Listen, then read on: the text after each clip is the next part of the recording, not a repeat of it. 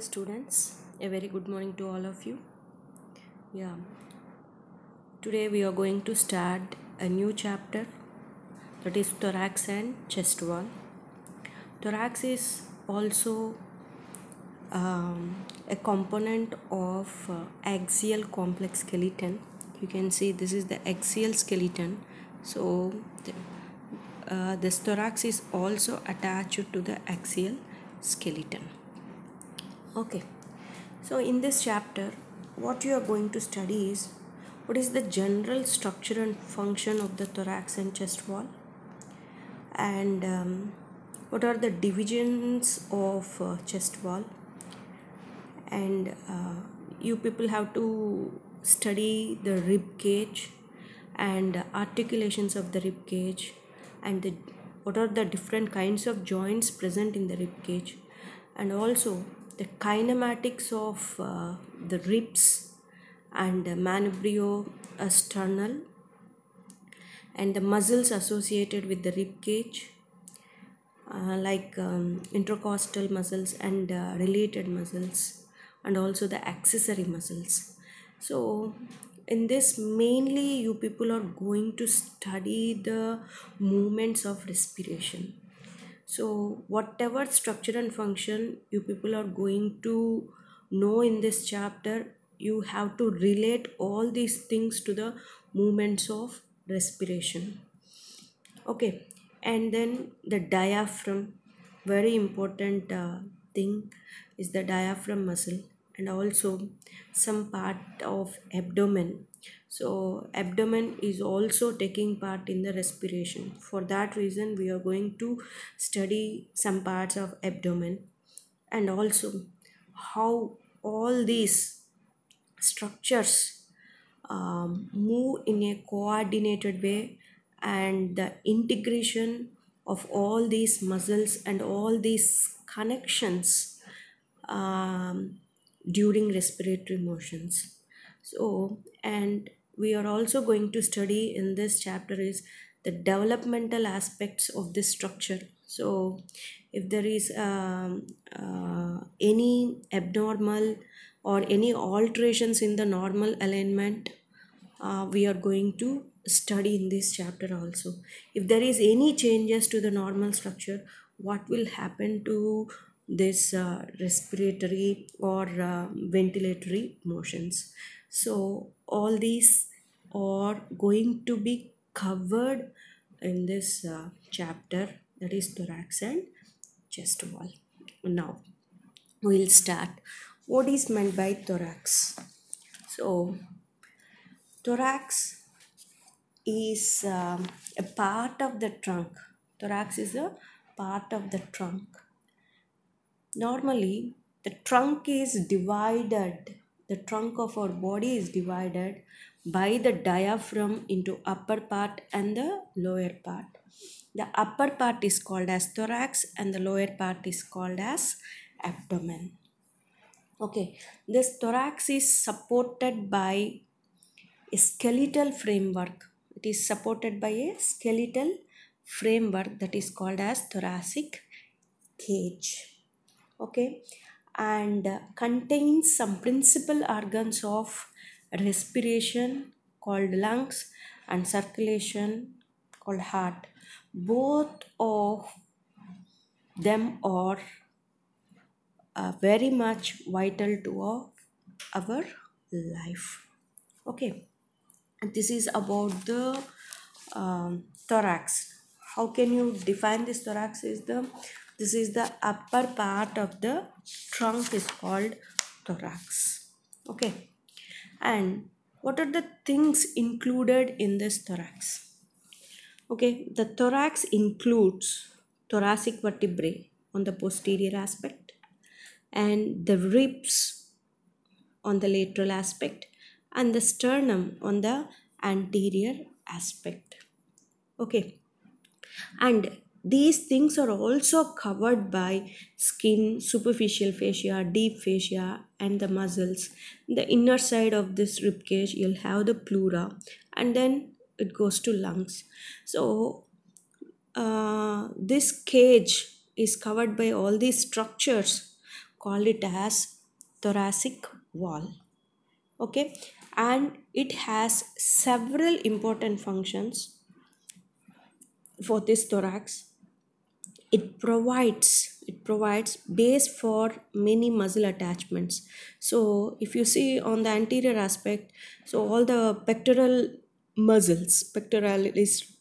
region muscles are getting originated on the anterior aspect, and also it is giving attachment to many muscles which are coming from the neck also, and also this upper extremity muscles are also attached to this thing, isn't it? If you see the serratus anterior, so the serratus anterior is getting originating from the upper 8 ribs, isn't it? So it is giving base for the muscle attachments of the upper extremities, head and neck. If you see the sternocleidomastoid muscle, isn't it? And also the scalene muscles, isn't it? So all these are getting attached to this thoracic cage and the head and neck, and also from the some muscles are attached to the pelvis like quadratus lumborum and also psoas major, which are also getting attached, and also some abdominal muscles, isn't it? So some abdominal muscles like rectus femoris and internal and external oblique muscles. So this thoracic cage is providing base for many muscle attachments of the upper extremities, head and neck, and also the pelvis.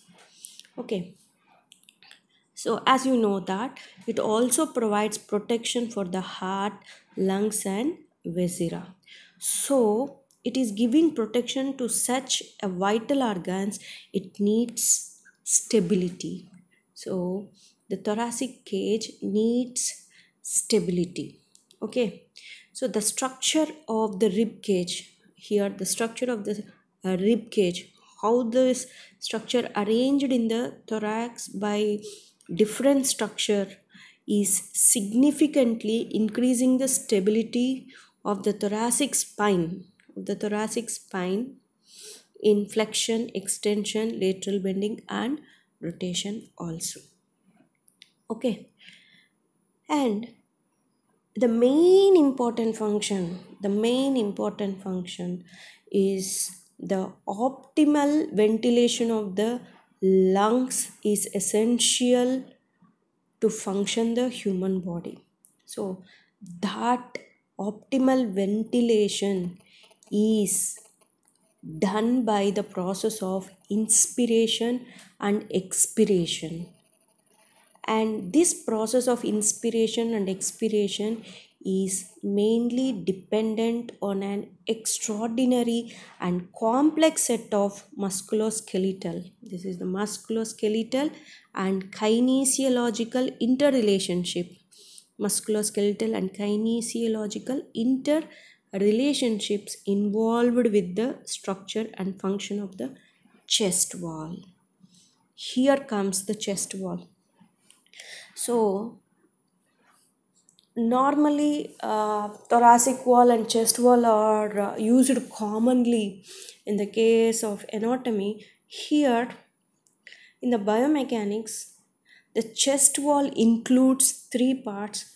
One is the rib cage, that is the thoracic part, that is the thorax, that is the rib cage, and the second part is the diaphragm. Second part, the chest wall includes, next one is the diaphragm, and then the abdomen, all these three includes the chest wall here.